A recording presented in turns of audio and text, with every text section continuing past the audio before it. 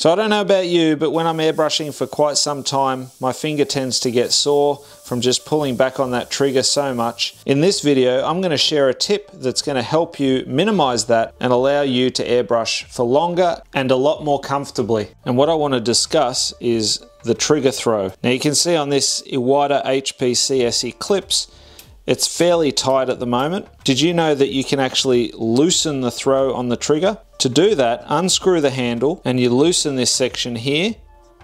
And there's actually a spring that runs in this rocker assembly. So the more you loosen it, the smoother it is. And it'll give you less fatigue on your finger. And obviously, if you wind it in, then the tension's going to be tighter. So personally, I find that having it looser definitely allows for a more comfortable trigger action. You want to find the sweet spot where you're happy with it and that works best for you. Just bear in mind that if you unscrew it too much, then you're going to have issues. It's going to start to lose that tension on the rocker assembly as it sits up against that trigger. So you can't over loosen it to the point where, I'll show you if I totally wind it out. You can see here now the trigger is almost too loose. It's not springing back accurately. And this is almost falling out, which is an issue too. So if I unscrew this all the way, you'll see, let me just remove the needle to show you. So you can see that's the part that sits up against your trigger. So if that's too loose, it's not going to work effectively because that still needs some pressure sitting up against your trigger. But you can see in here, that's your spring.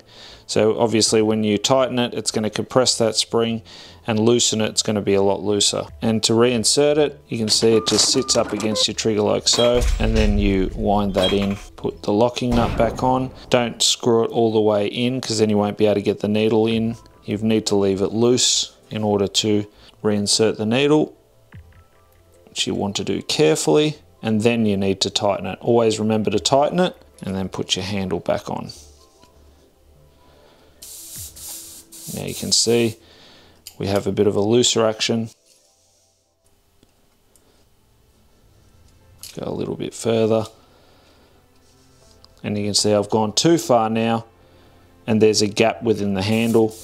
Even though it still works, but I would just tighten that up a couple of turns. And now it seals up properly. I also like having my cutaway like that so that I don't catch on that cutaway section. But that's a lot smoother than where it was originally.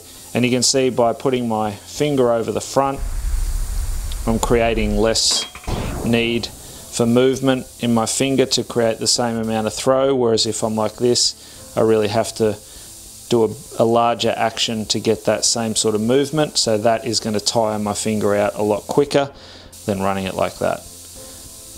I've got some videos showcasing how to hold the airbrush. I'll link up to those and some other useful videos in the description below. So using this tip should then allow you to airbrush for longer periods of time and a lot more comfortably. To continue your learning, be sure to check out some of the other videos and playlists that I've got listed here. And until next time, go grab your airbrush, do some amazing artwork yourself, and I'll see you again very, very soon in the next video. Thanks for watching. Bye for now.